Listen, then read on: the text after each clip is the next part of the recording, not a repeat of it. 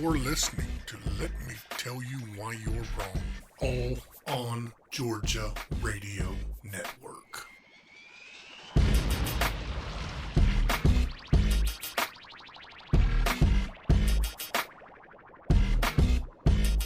Welcome to episode 114 of the Let Me Tell You Why You're Wrong podcast. I'm Dave Roberts. With me is my podcast partner in crime, Jessica Szilagyi. Howdy. How was your quarantine week 6?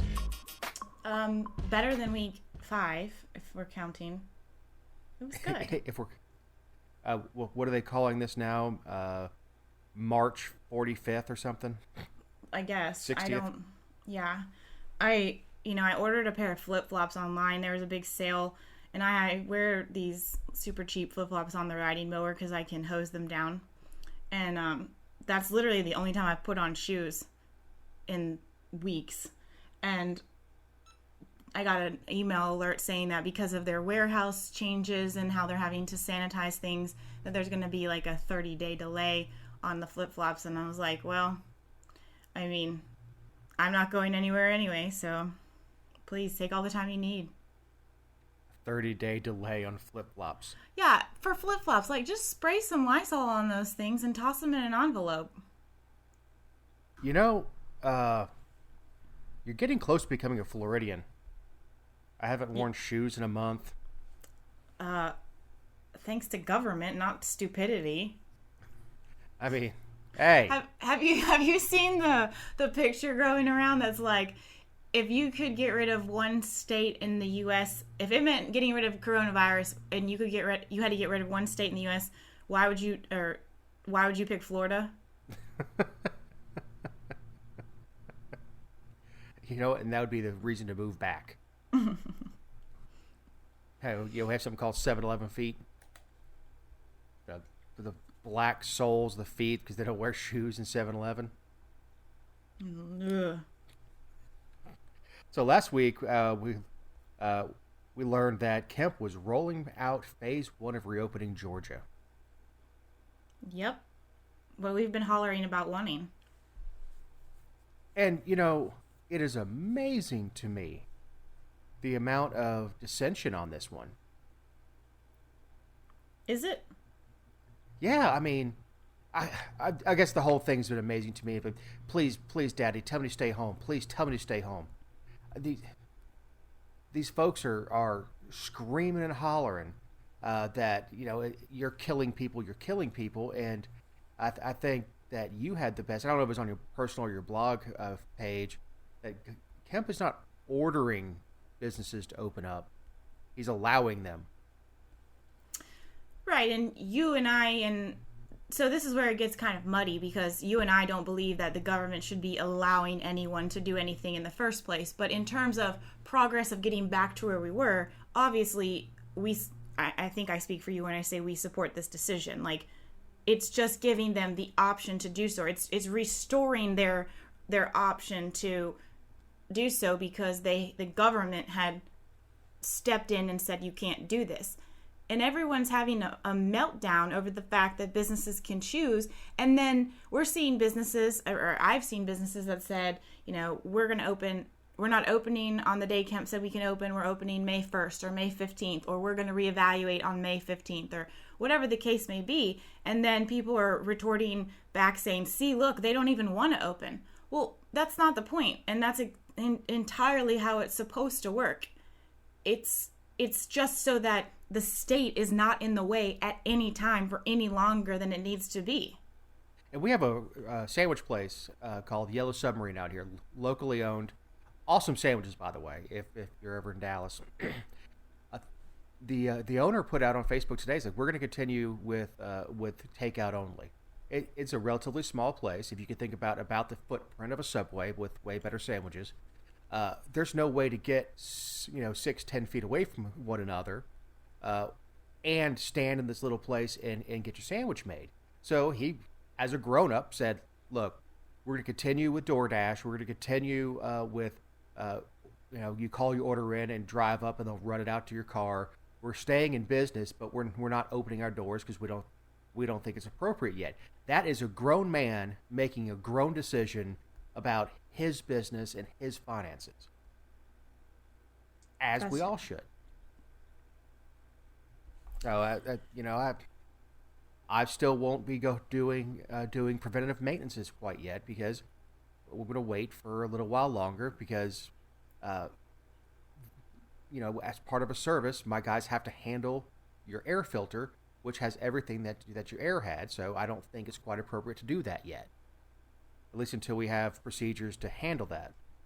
And outside of getting a Tyvek suit and respirator every house we do, which would be just about impossible, because I don't think you can find the equipment right now. It would increase the cost of a basic service. Well, and I was called everything under the sun for advocating for people to make this choice. Like I said, you can stay home if you want to stay home. You can open your business if you want. And then the outrage was insane. Like you said, it was hard to understand at some points, and some of the logic was so flawed. But just because I'm advocating for that doesn't mean that I'm going to go crazy and go out to eat every night and go have all these services done where people are up close and personal and go bowling. It is none of those things for me. First of all, let me just say that I absolutely trust my hairstylist to protect her safety and my safety far more than anyone at Walmart. I've known her for 11 years. I don't know most people in Walmart, thank God. But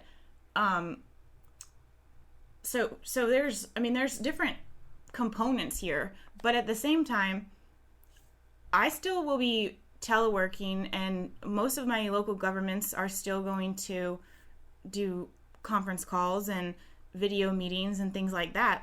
I'm certainly not going to advocate for something that would contribute to somebody else's economic downfall. And I'm not going to frequent a business either that is being stupid. I mean, I'm not walking around in fear for my life everywhere I go, but I'm also not being reckless, and so I'm not going to support a business that I don't think is looking out for their employees and me, and it's just voluntary contracts, all of it. Absolutely. And of course, again, that's the criticism of our show is that we agree. So this week we get a guest who doesn't agree with us. Joining us this week, we have Jeff Klein. Jessica, would you like to introduce him? Yes, Jeff is my friend. We met on Facebook in a Facebook skirmish over politics 4 years ago or so. I don't even remember what it was about, but Second Amendment. Was it? I believe so. That makes sense. I'm pretty mouthy about that. Although I have an opinion on just about everything, but no. I know, it's shocking. But Jeff is one of my resident progressive friends that I keep around voluntarily. He chimes in every now and again with some... I think there's been a few times that we've agreed, especially on corruption and corporate welfare and things like that. But he offers a different... Prison reform, too. That's true. That is very true. So, it's not all skirmish discussions on my page. We sometimes share ideals, but I just wanted him to join us because he's a Canadian resident now. He's from Washington State and just has a different perspective than Dave and I. So thanks for joining us. Yeah, it's good to talk to you both. So before we really dive in, kind of share about moving to Canada and the change from living in the United States, and because would you say that Canada more aligns with your values politically than maybe Washington State? Yeah, so that's an interesting question because I'm in Toronto, which is a major metropolitan city, and so Washington is more like super lefty liberal, where the politics line up interestingly. First of all, red is blue and blue is red here. And it took me a while to figure that out. So conservatives are blue and the liberals are red. And then there's a socialist party, the NDP. I forgot what NDP stands for. But NDP kind of hangs out on the side and they get maybe 10 or 15% of the vote. And then the conservatives are like the right leaning Democrats, like I don't know what conservatives would say about the sort of Hillary Clinton wing. Well, I know what they'd say. But, that neoliberal Clinton presidency, Obama kind of skewed that way too. Just a classic Democrat. That would be your conservative, your left side of your conservative party in Canada, and then there are some right-leaning conservatives, but like Justin Trudeau, for example, is a liberal, and he is more like a Seattle person. And then I'd say the socialists are more like folks who live in Eugene, Oregon, or Berkeley, California, or somewhere like that, like super radical. But like someone like me shows up and they're like, "Oh, you're kind of NDP but kind of liberal." So I'm not as far left as people in Canada. And then like the way the last election shook down, there were provinces that the parliament was filled in each province strictly across party lines. So there were no liberals that won in Alberta and no conservatives won in Toronto, for example. So, and there were, very few conservatives throughout Ontario. Well, actually, like Ontario is a huge place and it's very, very rural in most places. So there are a lot of conservatives, but like Toronto went all liberal where I am. And the socialists didn't pick up any seats. So that kind of, so yeah, to answer your question, Toronto like feels a lot like Seattle. And it's been interesting to kind of learn the divisions in the country. Then you've got Quebec, which is, you've got the French speaking Quebecois folks, and that's a totally different animal. Like they kind of identify with certain conservative stuff, like more like France, where they're like, "Oh, we're gonna ban head coverings," and so like the liberals here in Ontario are like, "That's barbaric. How can you keep someone, from their freedom to wear their head coverings?" But they do that in France, right? Like you can't wear your hijab in most situations in certain parts of Europe, and that's like Quebec. But then they're super liberal on other things, like they want to secede from Canada for the longest time, and there used to be like when Justin Trudeau's dad was the prime minister. I learned this recently, like there were car bombings and things like that from folks in Quebec who wanted to secede from his government, and he was super liberal, and they were even like more so like, we are French Canadians and we don't want to be part of your gringo empire or something like that. I don't think gringo is a French term for Anglo dudes. But. So do you find yourself like fitting in, or has it, because here in the US it doesn't really matter where you are, we very much try to put people in boxes politically, like yeah, is it as boxy there, or is it more free flow? Politically it's very I do fit pretty well. It's more like Canadians are very polite and very formal. And my wife, who's Canadian, was very worried that my lack of a filter and my like trying to joke around all the time, or trying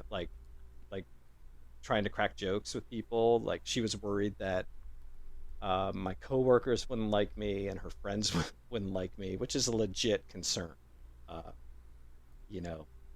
If you know me at all, you're like, oh, I don't want to take this guy around my friends because he's gonna joke around too much or cross a line or something like that. But yeah, I actually have grown up a lot in the last like 15 years, where I don't act like a 13-year-old all the time. So I can get along with folks in Canada, and like know not to step over those sort of social norms. But there are like, it is super reserved. Like there's this old kind of Scottish immigrant mentality here where you just kind of press on and don't you don't draw too much attention to yourself, and if you bump into someone you say you're sorry. And yeah, it's been interesting. It's been super interesting to kind of be in a place that feels like America, but is definitely culturally different, you know? Is there anything you miss about the United States? Politically. Politically? Oh my God, no. Good, good Lord. Like all the time, I'm like, God, thank God we're not down there. Um, when my wife was like, "Oh, I got this job offer at University of Toronto. Should we go?" And Trump had just won, and I was like, so tired of the discourse in America. I was like, this is actually a good time to sort of try this out. And the funny thing is, when I got here, everyone just wants to talk about Trump. Really? Yeah. Oh my God. Like people are obsessed with Trump. They can't believe how, at least like here in Toronto, I haven't met anyone that, even the conservative folks, they're like, that guy's a lunatic. Like how can Americans allow that type of like person to be a president? Um, and even I don't know if you know Doug Ford. Do you remember the mayor of Toronto, Rob Ford? Yes. Yeah, so his Yeah. brother is the premier of Ontario, which is the governor of, it's like the state governor. And he, his brother was a big cokehead who, died of, you know, heart failure or something like that. And Well, just yeah. just a Being buffoon. being fat with coke and whores is not really good for your health. It's a tough go, you know? It's definitely a tough go. His brother is kind of the same way. And at first he was like, when he first won, he was going on Fox News to try to get attention the way Trump was getting attention. But since this whole like virus thing, he's definitely distanced himself from U.S. politics or trying to seem conservative. He's actually doing a decent job of managing the situation, I think. Now, is that political, or is that? Do you believe that's how he feels? Yeah, I don't know. I think he's made a lot of mistakes that folks like weren't super happy about. Just trying to take trying to take his political philosophy too far. He tried to take the province too far to the right. Um, it wasn't ready. I think he made a lot of decisions. It seems to me, and again, I've only been here like 9 months, but he's definitely like, we need to defund this program, but he didn't have a plan for how it, how to transition to, say, offloading public dollars to private companies to run contracts and things like that. He just said this is what we're going to do and did it, and like messed up a bunch of ministries, which is what they call, the different branches of like the Yeah. ministry. Yeah, the Our ministries. listeners are sophisticated enough to know the difference. Yeah. So he just kind of like made a bunch of decisions and sent people into a frenzy, and now everyone was upset with them. Like all the different ministries and were trying to adjust, and all the folks that were receiving funding for things were all like in a tizzy and all that. So when the Toronto Raptors won the NBA championship, he got booed at the parade. And I think that kind of shook him a little bit. And he's like, oh, no one really likes what I'm doing. So he kind of dialed it back a little bit and has been more open about working with liberals. So, yeah. I don't know how this is resonating with you and your typical listener. Uh, me saying all this stuff. But No, it's interesting. I didn't realize there was such a focus on Trump. I mean, I know that people talk about him everywhere. I just didn't. It's just interesting to hear people explain it in that context. But I mean, all my friends, all my coworkers, like they bring it up with me all the time. really? Yeah, all the time. So, do you guys equally talk about how the U.S. is responding to the coronavirus? Yeah, most folks are horrified. Just here in where I am, I can't speak for like Alberta, like the western part of the country. I know like the West Coast, they're feeling the same way. There aren't a lot of people here that are upset to have. I mean, of course, like nobody wants to lose their job, and no one wants to see the economy get to where it's getting to. But everyone kind of understands because Canada is kind of an orderly place that okay, like we're gonna shelter in place for a little bit, and if we do it now, um, we can get back to normal sooner. And So what have you guys put in place by mandate? Like what are you doing? so I have a playground across the street from my house, and there's yellow tape around all the play equipment, and I have to tell my daughter, "Oh, we can't go on the playground." And I see, I can look, every now and then I can look out and see a couple cops on bikes, kind of riding through the park and giving warnings like, "Hey, you're too close," you know, and maybe asking people to leave. I think. I think that's what they're doing. But there's definitely like police patrols looking at parks and things and trying to make sure people are socially distancing. Um, on the other hand, there's all these public trails where people go running and biking, and you know, very super close to one another, and no one is like, stopping them from doing it really. So, but like all the libraries are closed, all the schools shut down. Only essential services are running. So I work for an agency that has a couple essential services. It's a nonprofit that does. We have a homeless day drop-in site, and we also have home care for older adults who need personal support workers to come, like, wash them, turn them over, change their adult diapers, whatever you want to call it. And those services are essential. So like, we're thinking about, is this person going to get sick who's going into 10 or 12 seniors homes every day? So we have to watch out for like how we approach that. And then what happens if one of the seniors gets sick? And we're like, there's all the essential services are still running, but it's just everyone is trying to figure out how to make it work. They're not testing that much here, like as much as they should, but they do have. They did get it to where like all the hospitals cleared out, so that they could accommodate cases if it grew. But they've been managing it pretty well. So now I hear they're talking about staging in opening back up in mid-May. So aside from mid-May, because it's Monday, but that's what Georgia's doing. Yeah. So it's not really any different.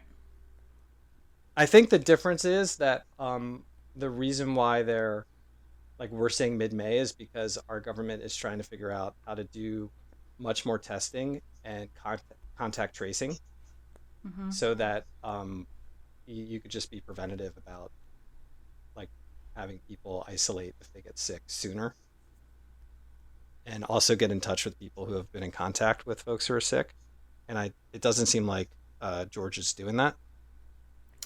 So is there no HIPAA type thing? Like private, like maintaining privacy around. I think, we definitely have all those privacy rules in place. But I think folks are kind of looking at it like they've done it over the years in history, right? Like there's been contact tracing for HIV and other things that have gone around, and they found ways around the privacy issue. As I recall, HIV was a contact everyone you've had contact with, and you would make a list and they would help you do that. It wasn't the government coming in and going through a list of everybody you slept with. True. So that's a huge chasm between, hey, listen, Dave, you came up hot, brother. You need to find everybody that you've had close contact with, and the government is now going to interview you and track you, in some cases with a drone, or with some of the suggestions out of China with a bracelet that tracks everywhere you go to see who you've been in close contact with.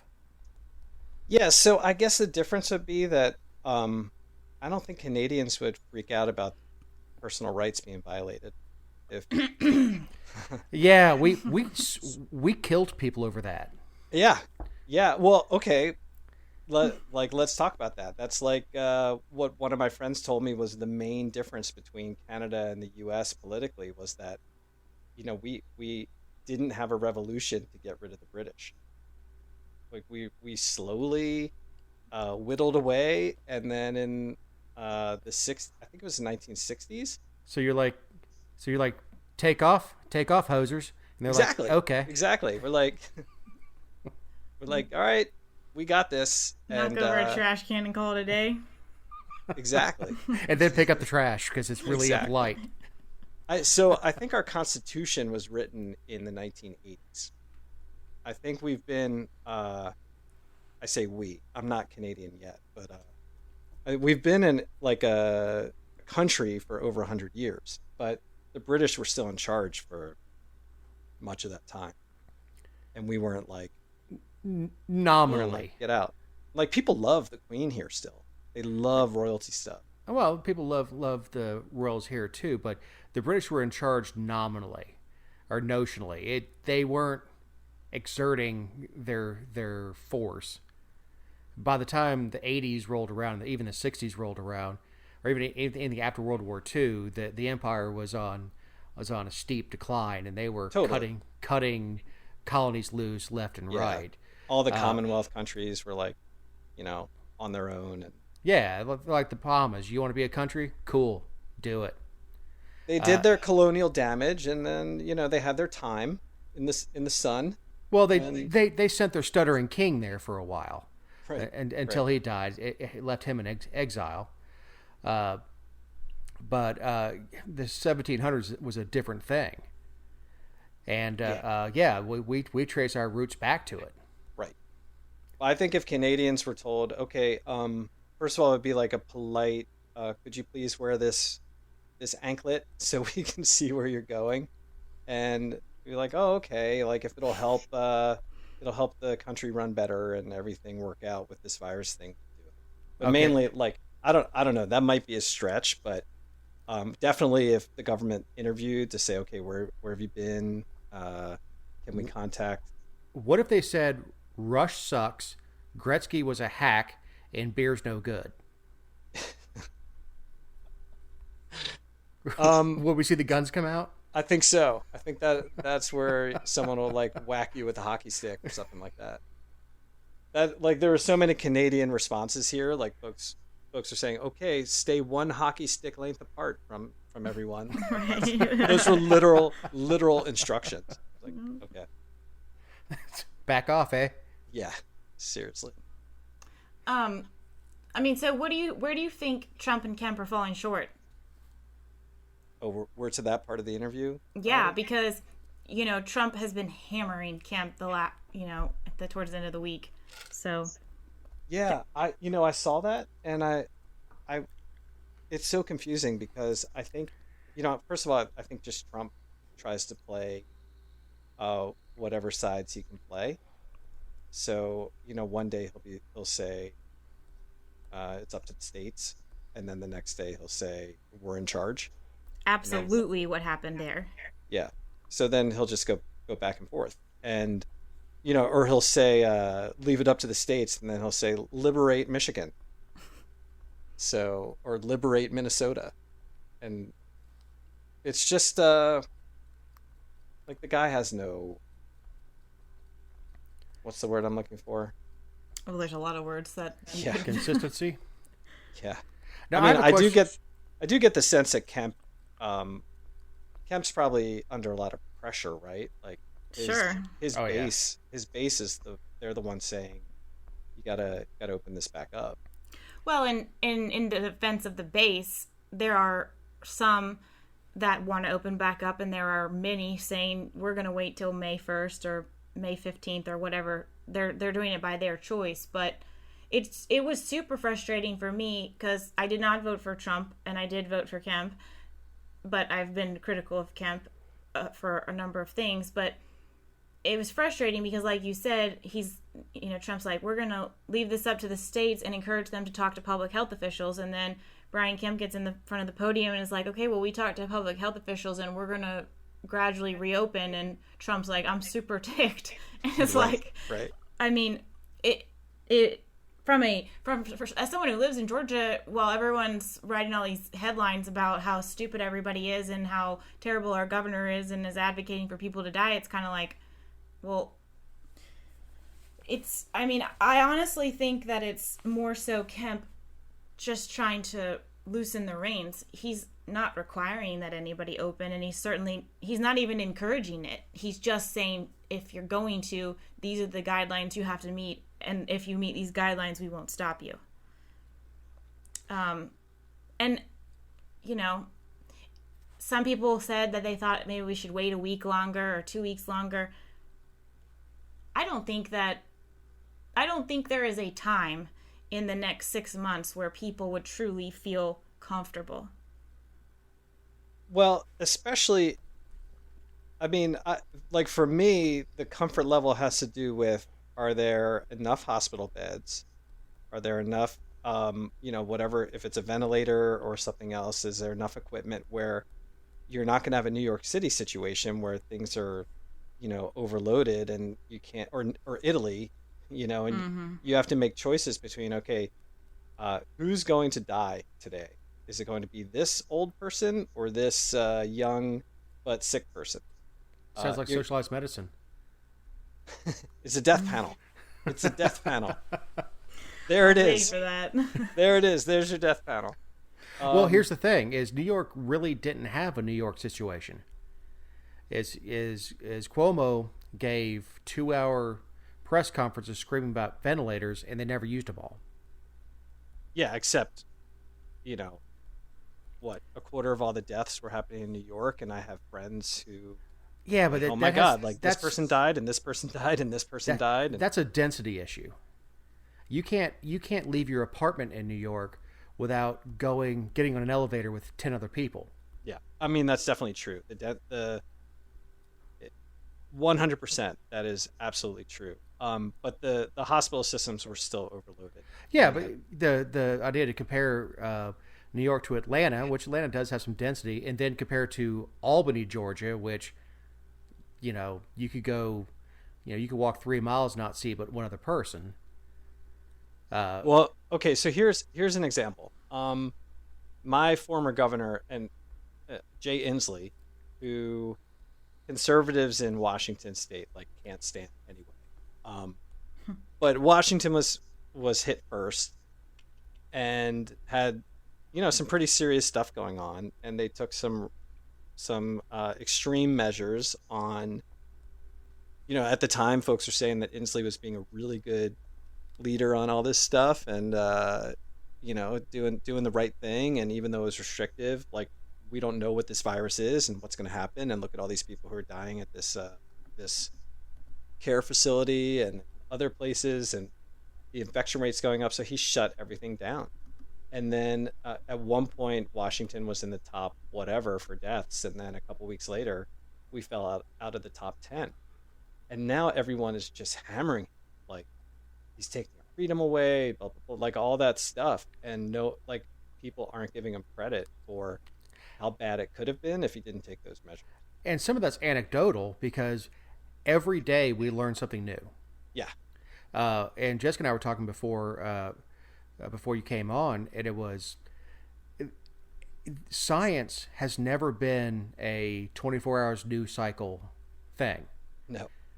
Science takes time. Can you imagine Louis Pasteur having someone come to him every day going, have you figured it out yet? Have you figured it out yet? So what we found out last week was there is a correlation between, and I will not give causation, correlation to the death of the virus and the half-life of the virus to temperature and humidity. So we down here, where our spring is coming on now, and right. Of course, as we were talking about before the show, your spring won't come on until June. Right. The virus will survive a lot longer up there outside, dry and cold, than it will down here in a Georgia May, where it is 89 degrees and 85% humidity. Right. So Yeah. but here's the thing: we learn this day by day that we're finding this out, and you can't rush science. Yep. So the situation in Washington could partially be absolutely given to social distancing. The other is we learned more about it, and the more we learn about it, the further we see the death rate go. I'm on the same page as you. I think it is challenging because it's an unknown, and I think it's freaking people out because we're used to having vaccines for things that cause a great deal of damage, like whether it's polio or measles or whatever, or the flu every year, and people just don't. I think so. That's what I'm trying to get at. I think the public health folks and the policy folks kind of know what it is that needs to be done, but I think people are just freaking idiots.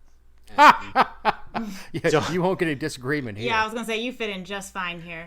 I mean, like take a freaking course on exponents and how they work. Like, people just didn't understand that this is a multiplying effect, and if you're just judging it by only 8 people have been infected in my county as of today, and you're comparing that to Italy at the same time, like, whoa, we're much better off than the Italians. You also don't take in consideration that Italy has the oldest per capita population of Europe. That's the thing. There's so many factors, and so you can't just right. You have density in the cities in Italy because you see people living very, very close, and they're living. I mean, the Italian grandmother is an icon, but it's a true thing. We have an aging, dense population that it's spread across. Well, I also have my neighbor is Italian. He's like, yeah, and they can't keep their hands off each other either. That's funny. That's the biggest challenge in Italy. But honesty is real. And the aging population. But like, I think we're getting at something bigger here. And that's where I might actually come down on the states' rights side of things. But okay, this is actually very complex from Jessica's point of view, I think, because you can't make a blanket statement. You can't have the president saying this is what everyone has to do, because there's so much nuance to this thing, and there's so many differences regionally. You were saying temperature, climate-wise, age, density. There's so many factors. Plus, it changes every day what we learn. So you can't have one rule for everybody. So you leave it to the states. But if you really want to, what's the word? Like, not disaggregate, but break it down into smaller pieces, you've got local government. Maybe they should be making decisions, but that gets into Jessica's, her line of work, which is these local government folks are idiots, and they can't make these decisions because they're power hungry and stupid. Right. So what's the balance? Like, who should be making these decisions, and when should people get smart and comply, or when should people say, oh, well, I heard that if you gargle with salt water, you're fine. I heard that one. Yeah. What you could say is you leave it to the individual to make good choices for themselves and either benefit or don't. But what about the people who aren't doing it? And they're affecting me by being idiots.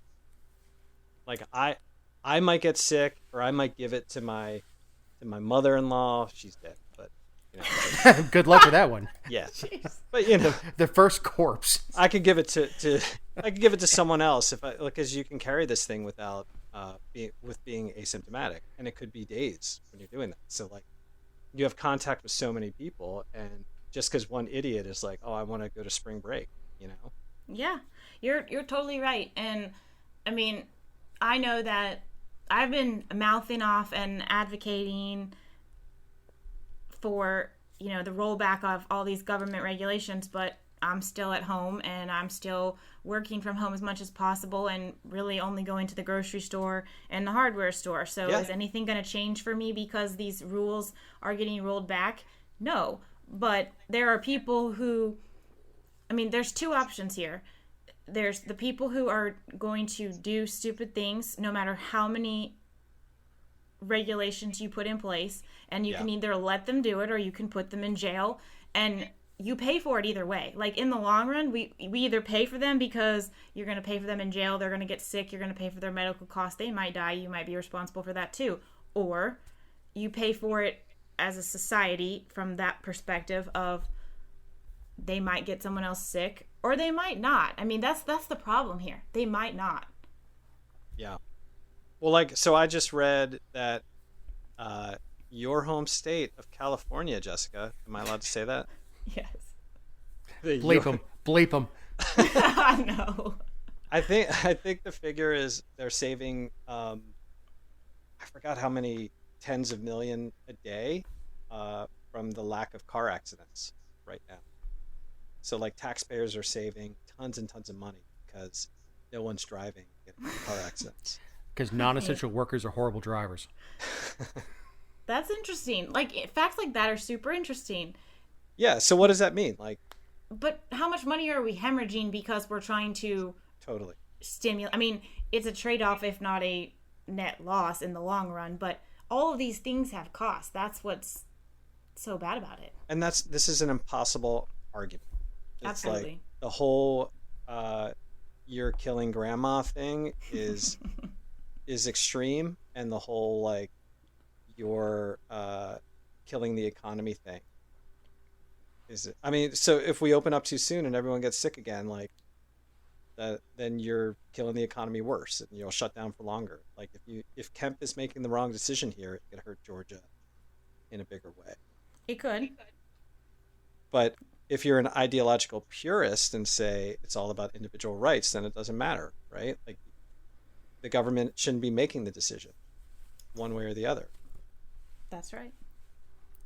And that is where we're going to have to leave it, because what? we had to borrow 20 minutes from you, and we stole at least 30. But shouldn't the non-libertarian guest make the last argument for anti-libertarianism? I just made the argument for libertarianism.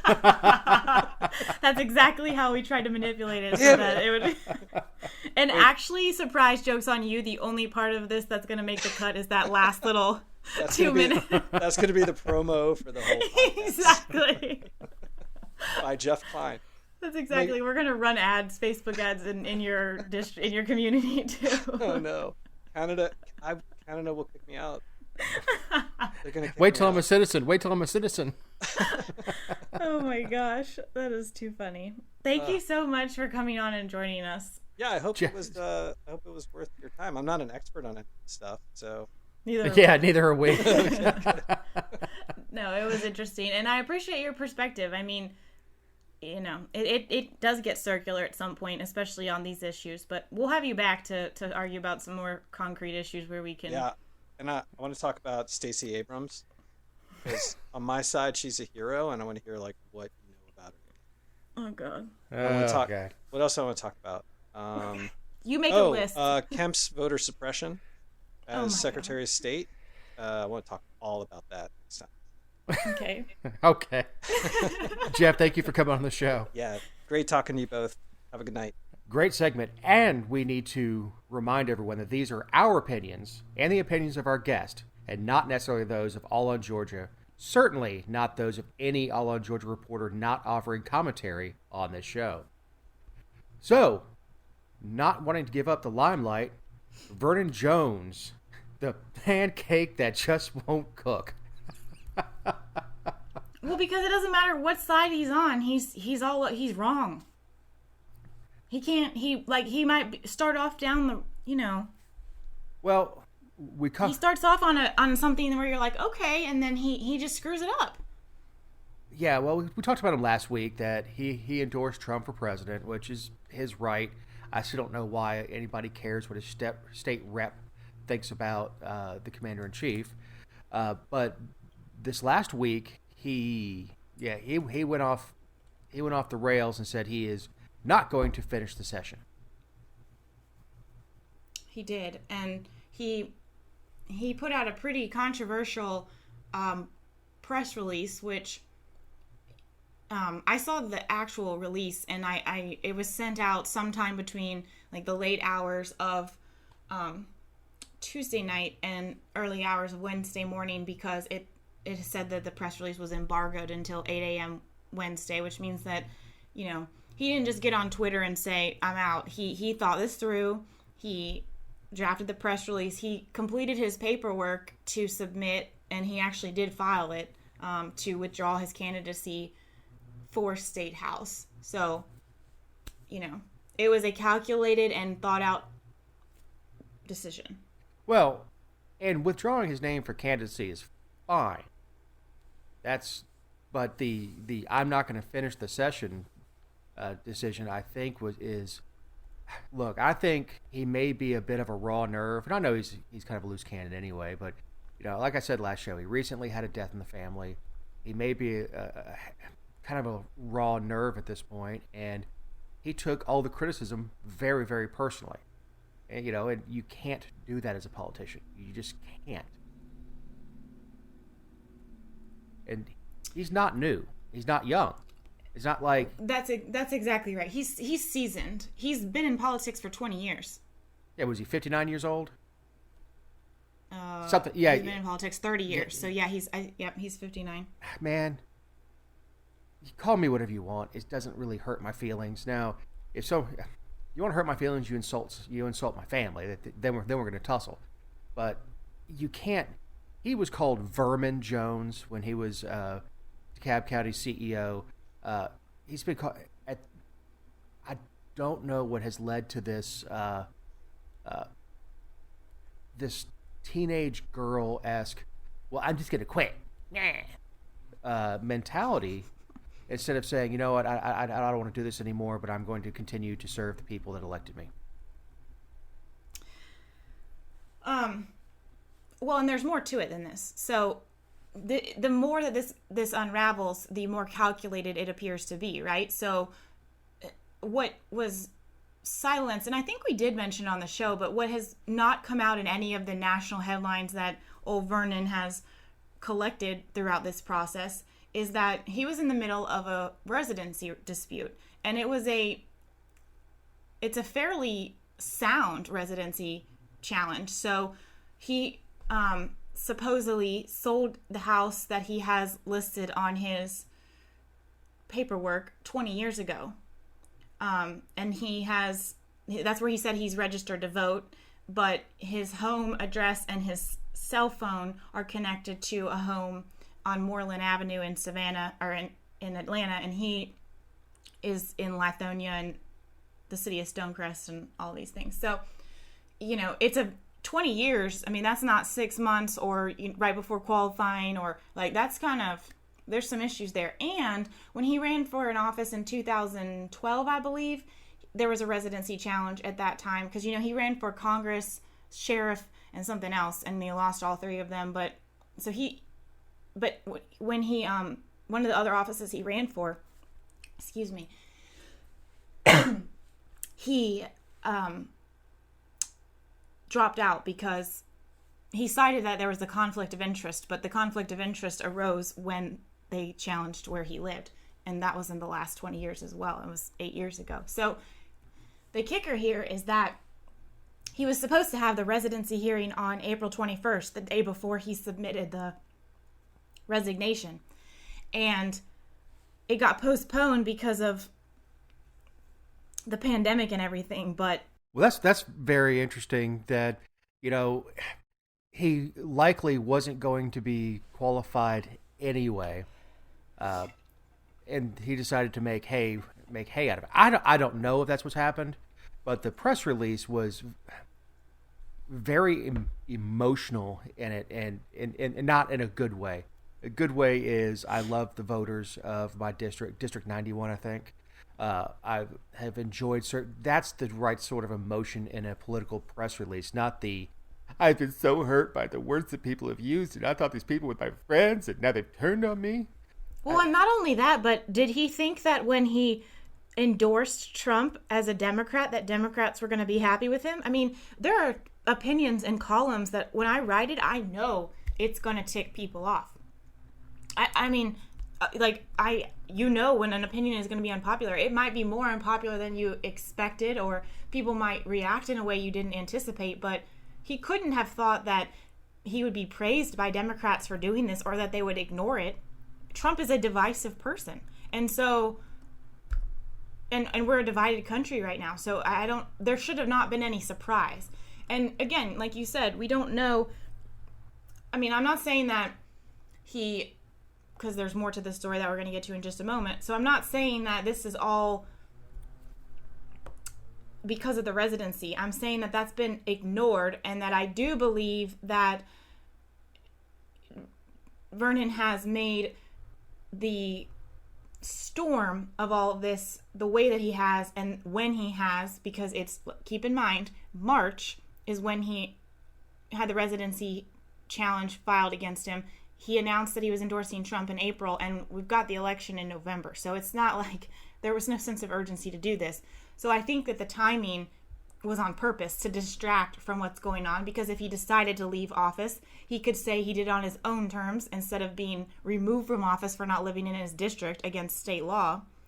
However, a day after he announced that he was leaving and filed his paperwork to withdraw his candidacy, he said, "Oh, actually, I'm not leaving." He pulled an Andy Welch.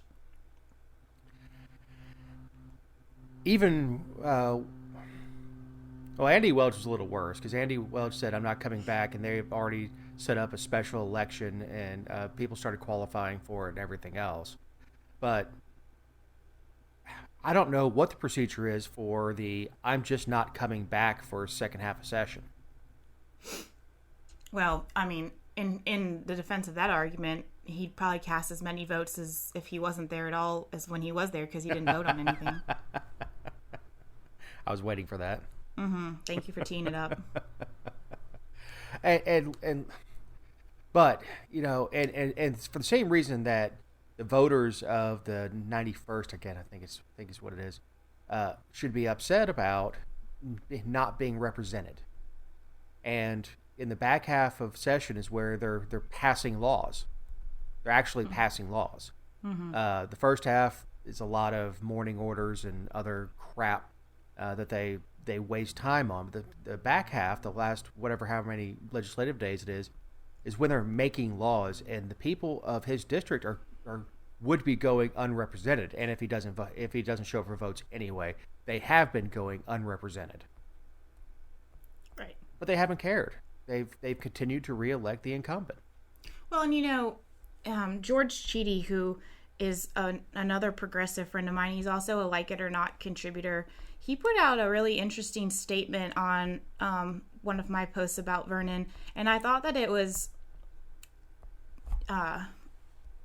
just very pointed about what's going on with Vernon. And he just basically said that Vernon should have never won re-election in the first place, the first in, I think, 2018, and that this is all because the political establishment in DeKalb refused to challenge him, and he's just become stronger. And of course, George used some strong language, like calling him a cancer that has metastasized and stuff, but basically saying that the Democrats had for so long not stood up to him and has allowed this to happen, and they wouldn't openly support challengers until this go around because of how terrible they think he's become. So, which is true. Our political parties absolutely prop up terrible people on all the sides. So, well, and he got into race stuff too. With they don't like him to get off their plantation. Just it was not. I mean, it was a very whiny sort of press release. He does have a primary challenger, Rhonda Taylor, who will now, I assume, walk into that seat, because I don't think there's a Republican even running. Correct. But tell me, what happens if you file your paperwork to withdraw your candidacy and then you change your mind? Oh, you're more of an expert than I am, but I would assume because qualifying's closed, I mean, Nothing. I mean, if you have filed your paperwork, I mean, I think that's it. It should be. Right. Yeah, it should be. I mean, it's not you don't have a 3-day right of rescission like you do buying a house. Mm-hmm. But this is not a unique story, believe it or not. Michigan State Rep Karen Whitsett to be censured. She is the Michigan State Rep for Detroit. And she is to be censured for having the audacity to compliment Trump and thank him for her COVID-19 recovery. Wow, what a wicked woman. I mean, I don't even see anything in any of her statements that said that she's re-elect him, that she supports all his policies. She didn't say build the wall. She didn't say anything. She said thank you. Thank you. The drug that you authorized helped me. Thank you. Thank you for saving my life. And for that, she is going to be censured and thrown out of the Democratic Party. It's ridiculous. I mean, Vernon, you could make the argument that he betrayed his party because Democrats across the board don't support Republicans. I mean, and when you sign up to qualify, you take an oath to, pursue Democratic policies. So I could see it. This woman, she's being a human. And what we were talking about on the show before the show,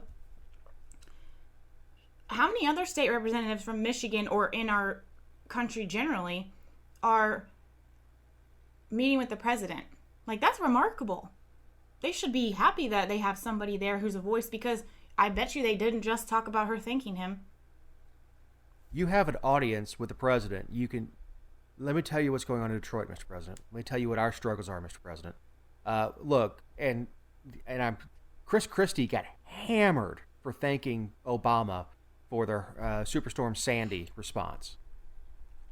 Now, I don't consider Christie a Republican, but he wasn't censured. He wasn't thrown out of the Republican Party like I was for being too libertarian, for believing in too much freedom. All he said was thank you. Gavin Newsom said thank you to the president for helping out his state.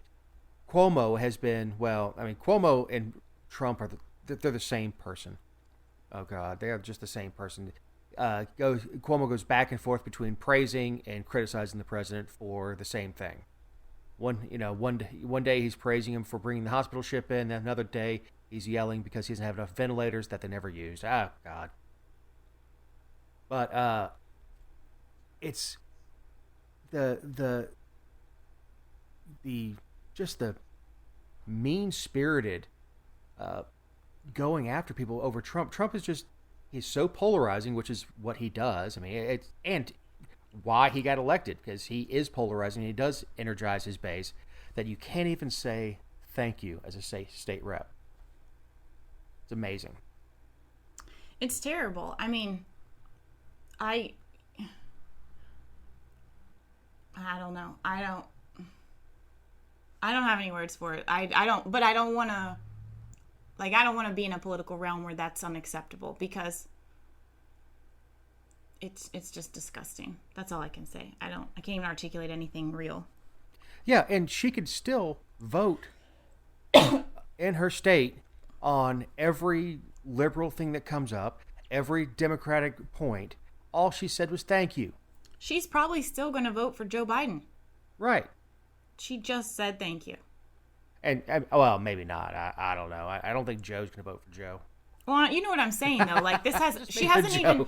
I know, but the woman hasn't articulated anything else. She didn't say she didn't endorse him. Right. Thank you. I mean, if President Obama handed me a napkin, had a cookout, thank you. Oh, David endorses Obama. No, I said thank you. It's basic political decency. I mean, and I know we've lost it, and I know we've lost it before, but it's Nancy tearing up the State of the Union address behind the president and doing it so the camera can see it. It's all this political theater, and what's bad is I have no idea. Say she's a great representative for the people of Detroit. Well, now her party's going to actively campaign against her and give her primary opponent money to actively go out and unseat her because she said thank you. And like I said, I have no idea. So, Jessica, let's get to our joint closing thought. So I am Team Kemp in the Kemp v. Trump war. Just, Trump has placed Brian Kemp under the wheels of the bus and has been dragging him for a couple of days now. And Trump, I don't like it because Trump said he's going to defer to the governors and let them, defer to public health officials and make decisions about reopening their states. And that's exactly what Kemp did. And it's come out since that Kemp did tell Trump ahead of time, and he said okay, and then Trump rolled back and said he wasn't happy with Brian Kemp's decision. And he did say some other things too, but I'm going to trust him to do it, and it is his decision, and blah blah blah. But I think Trump really screwed the pooch on this one. And if he wanted governors to really take a heavy consideration of what he thought, I think he should have said that up front. But I also think that Brian Kemp is taking while I think the things that were put in place were unconstitutional in the first place and a little bit overboard, I think that he's doing the constitutional thing now and letting, like we said, let people make the choices themselves. And so I'm definitely Team Kemp. It is more interesting to watch the mental gymnastics of the people who are totally team oriented, and they're watching mommy and daddy fight, and they're just crying in the corner because they don't know who they should go live with when they split up. And similarly, watching Democrats say, "Look, Kemp, even your president, look at what your president." Suddenly, Trump is in the right, even though he's been wrong through all of this, according to them, because somehow this is a partisan thing. But it's just everyone picking their ideals and their position based on convenience and depending on which way the wind is blowing for that particular day. I mean, I'm just so tired of it. My opinion on any of this hasn't changed based on who's backing my opinion, because it's yours? Yeah. Oh, wow. Yes. Have some damn principles. Good Lord Almighty. So, look, we're running long. Thank you very much for listening. We really enjoy making the show. I hope you enjoy listening to it. For Jessica Szilagyi, for Eric Cumby, for our guest, I'm Dave Roberts. Have a great week.